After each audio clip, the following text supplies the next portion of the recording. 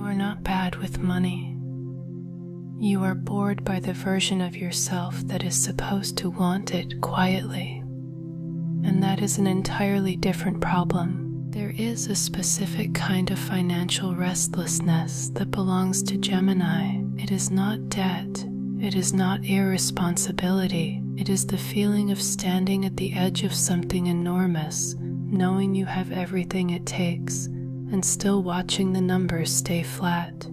Like the engine is running and the car is parked. You can see the life. You have described it to yourself 100 times. The freedom, the ease, the mornings without the low hum of financial calculation underneath everything. You know exactly what you want, and you know exactly how capable you are. And somehow that gap between knowing and having, that is the thing that keeps you up. Not fear exactly, frustration. The deep, specific frustration of a mind like yours that can architect a solution before most people have finished reading the problem, watching other people with slower minds and louder confidence move past you financially. You wonder sometimes if the confidence is the thing. If you think too much, if the dual nature that makes you brilliant also makes you hesitate at the exact moment you should move, you start, you pivot, you start again, each time with full conviction, each time with real vision, and then the doubt comes in like weather, not a storm, something quieter, a second voice that asks, but what if the other idea is better? And you pause, and the moment passes, and the money stays where it was. Here is what that second voice is actually saying. It is not giving you options. It is protecting you from the risk of being wrong, because somewhere in the history of you, being wrong cost something real. Maybe it was a relationship where your ideas were dismissed. Maybe it was a family system that rewarded stillness over movement, stability over ambition. Maybe it was just the accumulated weight of being told your energy was a lot, your ideas were too scattered, your enthusiasm got ahead of your follow-through, and so you learned to audit yourself, to run the second voice as a quality check. What you did not know is that the second voice was never a quality check.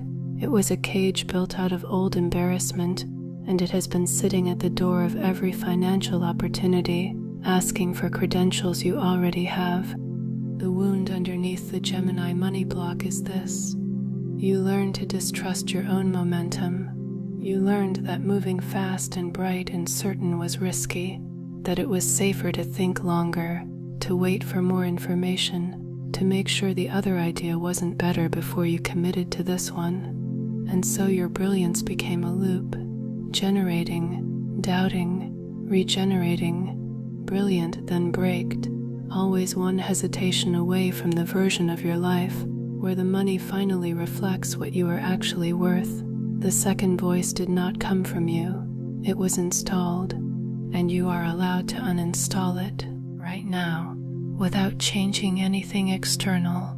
Something can shift.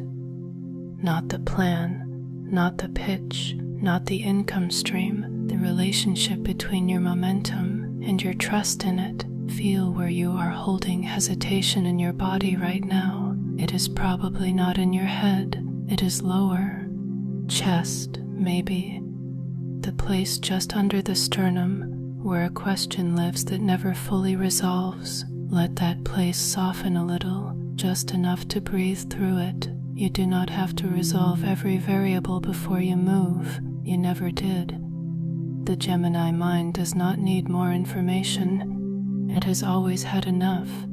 What it needs is permission to trust the first yes, that spark you feel when an idea lands, that particular warmth and brightness and sudden clarity. That is not distraction, that is signal. It has always been signal.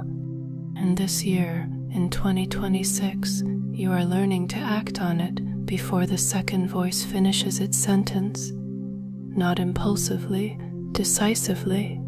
There is a difference, and you know the difference. You have always known. I am someone whose first instinct is worth trusting. My mind moves fast because it is built to move fast. I do not need to audit every idea to death before I act. I am allowed to back myself fully and first. I generate wealth with my mind, and my mind is always working. I am not scattered. I am expansive.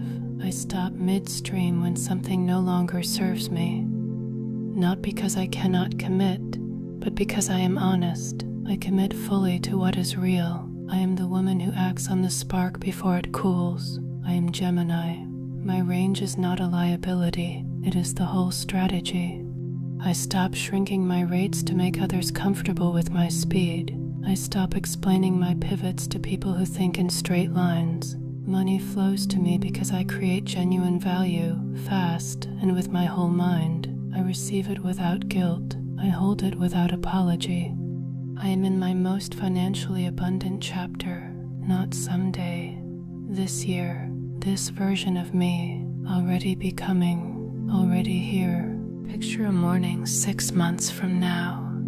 Not a big dramatic arrival morning, a regular one. Coffee, light, the particular quiet of a day that belongs to you. You open your phone and the number you see does not make your stomach clench.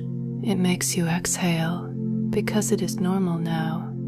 This level of income is just the water you swim in. You built it the way Gemini always builds things, not in a straight line, in a beautiful, specific, unmistakably you kind of way. Multiple threads, multiple expressions, all of them paying.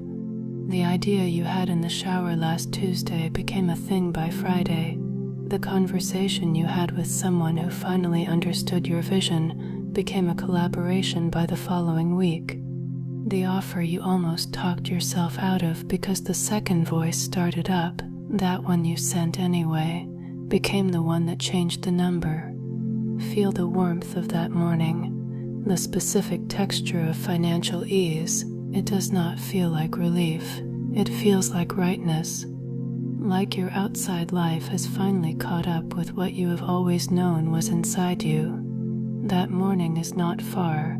It is being built right now in the decision to trust the signal and the willingness to act before the doubt catches up. In this exact moment where something shifted, I want to leave you with one thing, not a strategy, not a practice. Just the truth, the second voice, the one that has been slowing you down since before you knew it had a name. It is not smarter than you. It is older than you. It is carrying fear from a time when you had less agency, less skill, less proof of what you can do. You have more proof now. You have more skill. You have more reason to trust the first yes than you have ever had in your life. And 2026 is the year you spend acting like it, not performing confidence, not forcing positivity, just quietly, steadily, consistently backing yourself the way you have always backed everyone else. That is the shift. The money follows the trust. It always has. It always will. The version of you with the beautiful, regular, expected abundance is not waiting on better circumstances. She is waiting on you to stop asking the second voice for permission. You do not need it. You never did. Go.